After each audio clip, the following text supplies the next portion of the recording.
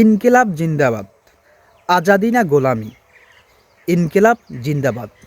আপনি যদি বাঙালি হয়ে থাকেন, বাংলা ভাষা বাংলাদেশকে মাতৃভাষাকে ওন করেন, তাহলে ইনকিলাব জিন্দাবাদ আপনি বলতে পারবেন না।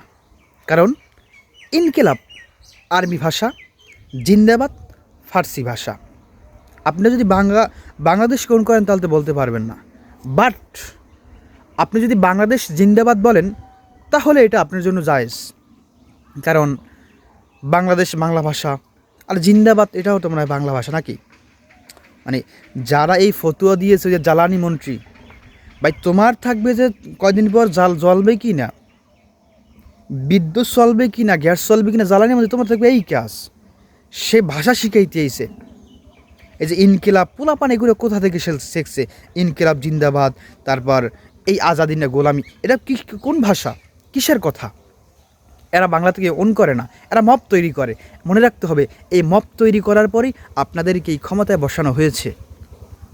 এই সরকার, এই আপনার মন্ত্রিত্ব, এমপিত্ব, এখন বড় বড় কথা বলেন, এই ইনকিলাবের মব তৈরি করার পরে আপনাদেরকে বসানো হয়েছে।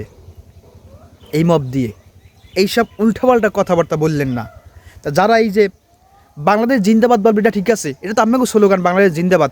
জিন্দাবাদে তো ফার্সি শব্দ, এটা আপনাকে তো জায়েজ। কারণ আপনারা বলেন এই যে রোজা চলতে আছে, আমরা রোজাকেও বলতে পারবেন না, কারণ রোজা তো ফার্সি শব্দ।